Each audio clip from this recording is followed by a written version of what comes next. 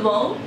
Você está no canal Beletrista e eu sou Natácia Garrido, a primeira booktuber do Maranhão. Vem comigo?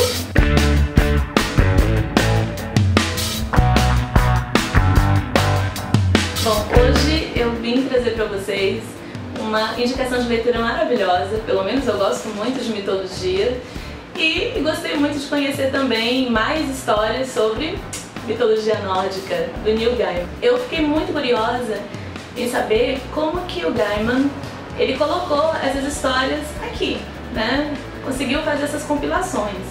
E eu gostei bastante, porque essas histórias da mitologia nórdica, elas são um pouco pesadas. São histórias que tem muita matança, são muitas batalhas. E o Neil Gaiman ele deu assim um toque bem leve, bem engraçado inclusive, em grande parte dessas histórias. E essa leveza contrastando com a dureza tá assim fantástico. Bom, o Neil Gaiman ele é um autor britânico contemporâneo, muito conhecido por uma outra obra que eu já li também e gostei muito, é Deuses Americanos, ou American Gods. Ele também tem uma graphic novel que eu tô muito afim de ler. Eu não vou falar histórias em quadrinhos, porque é um termo muito simplório para ser usado para Sandman. E Sandman tem aí também uma referência da mitologia grega, porque ele personifica o sonho. Então está muito relacionado aí com Orfeu, que é o deus do sonho ou o deus do sono na mitologia grega. O Neil Gaiman, ele diz que ele foi muito influenciado pelas leituras de grandes autores que criaram universos fantásticos e que por sinal também são meus favoritos. O C.S. Lewis, o autor de As Crônicas de Nárnia, que é um dos meus, assim, um dos livros favoritos da vida. O J.R.R. Tolkien, que escreveu O Senhor dos Anéis. E o mestre de todos eles, que é o Edgar Allan Poe.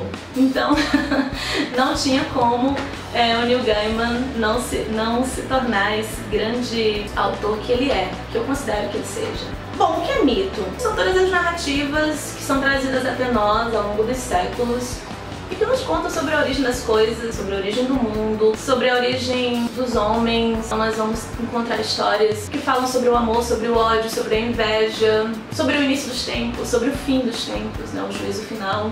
E isso tudo não seria diferente de encontrar, né, aqui na mitologia nórdica. Então você vai encontrar histórias que falam como é que o mundo foi criado até o Ragnarok, que é o juízo final retratado aqui na mitologia nórdica. As histórias giram em torno também de três principais deuses: Odin, o pai dos deuses, Thor, o deus do trovão, e Loki, um deus que não é muito considerado, mas por suas trapaças, por suas mentiras. Mas assim, Loki ele tem uma ambiguidade, né? Loki ele ao mesmo tempo que ele é amado, ele é odiado pelos deuses.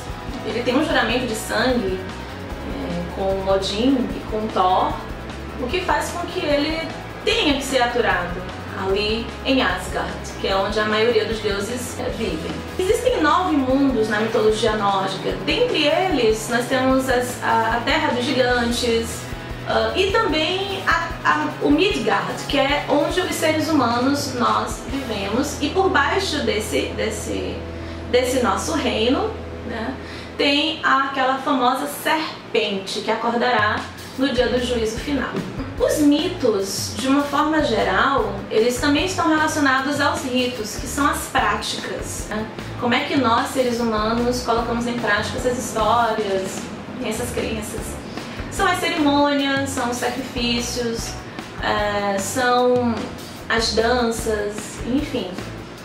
Eu confesso que eu tinha uma expectativa em relação a esse livro, que eu comprei agora em dezembro. Eu vou voltar a dizer, quero deixar bem claro, eu sou muito fã de mitologia grega, mitologia romana, mitologia nórdica. Eu adoro, né, viajar para esses mundos fantásticos.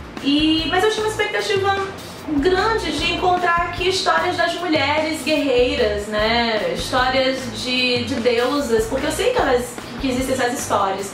Mas o Gaiman, ele diz que não conseguiu encontrar muitas dessas histórias para contar aqui, né? Para reunir nesse livro. infelizmente, que ele diz, e infelizmente para mim também, que queria ler, e ele justifica que não chegaram, que existem muitas histórias de ouvir falar, mas que ele não conseguiu encontrar em documentos históricos. É interessante que ele diz também que um dos documentos históricos que ele utilizou para fazer pesquisa foi o Edda, que é uma narrativa em versos e em prosa datada do século XIII, encontrada na Islândia. É por conta desse documento histórico, é por conta do Edda, que chegaram até nós todos esses deuses, todos esses heróis da mitologia nórdica. É importante dizer também que muitas dessas histórias elas se originam na região que hoje é a Alemanha e depois vão para a Península Escandinávia, onde hoje nós temos a Suécia, a Noruega e a Dinamarca.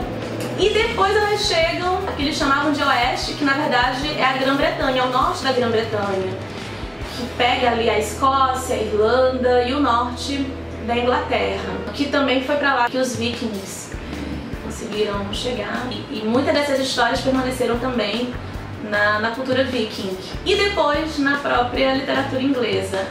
E eu posso dar o exemplo do primeiro texto literário aí que nós temos de literatura inglesa, que é Beowulf, que está totalmente relacionado a essas histórias de guerras, de batalhas, de monstros, de deuses, de heróis com poderes, de heróis que são humanos com poderes sobrenaturais. Bom, vale a pena você conhecer como que Odin perdeu o seu olho para adquirir conhecimento. Vale a pena conhecer um pouco, da história das Valquírias, que são as mulheres guerreiras que escolhem as almas dos mortos em batalha, dos guerreiros. E a única morte digna da mitologia nórdica era morrer em batalha, e ela leva essas almas para Valhalla, que era o grande salão de Odin, onde ele estava aguardando esses guerreiros para poder festejar com eles, com bastante carne de javali e hidromel. Hidromel é uma bebida fermentada que nós podemos fazer relação com a nossa cerveja. Vale a pena conhecer todas as trapaças, todos os ardis de Loki. Ele faz coisas boas e faz coisas ruins, tá? Inclusive, ele, por conta de uma confusão das muitas que ele comete, ele pede para os anões forjarem os tesouros dos deuses. E um desses tesouros, e é o principal tesouro, é o martelo de Thor, que tem nome, que é Mjolnir. E o Ragnarok, que é a história do fim dos tempos, do juízo final, em que os deuses acordarão de seu sono e vão guerrear contra os gigantes, em que Surt, o deus do fogo, vai acordar para destruir tudo. Mas na história do Ragnarok fica também uma bela mensagem, que é a mensagem da esperança. Onde há muita destruição, também existe a esperança de renovação e do início, ou reinício, personificado por um homem e uma mulher, a mulher tem o nome de vida e o homem de desejo de viver. Então é uma mensagem muito bonita, essa que fica dessa história do fim dos tempos, na mitologia nórdica. A gente fica por aqui. Eu acho que vocês têm muito para comentar aqui embaixo, então curtam, deixem seus comentários, compartilhem o vídeo e até a próxima. Tchau!